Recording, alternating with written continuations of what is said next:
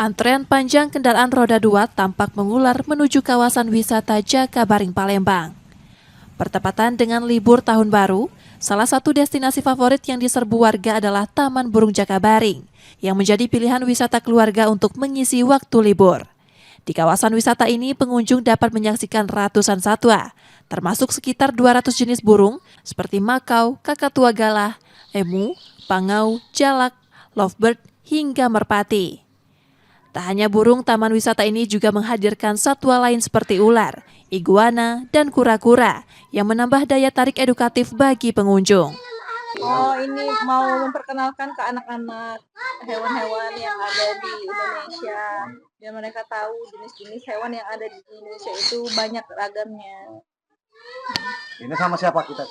Kita sama sekeluarga, rame-rame ya. Hewan apa Bu yang paling disukai itu? Ini ular sanca. Keunikan Taman Burung Jakabaring terletak pada pengalaman interaksi langsung dengan sejumlah satwa, termasuk wahana menunggang kuda poni bagi anak-anak. Hari libur ini ada berapa pengunjung sudah Mbak? Ratusan kita, alhamdulillah. Jumlahnya naik berapa persen dari hari biasa? Dari hari biasa kayaknya 15%-an. Kalau hari biasa berapa Bu?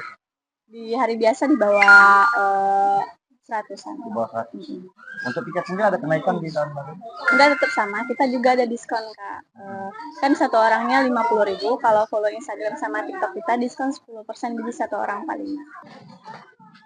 Selama libur Natal dan Tahun Baru, pengelola mencatat jumlah kunjungan meningkat sekitar 25% dibanding hari biasa. Dengan wisatawan tidak hanya berasal dari Palembang, tetapi juga berasal dari berbagai daerah termasuk Pulau Jawa. Yudi Kiswanto, Kompas TV, Palembang, Sumatera Selatan.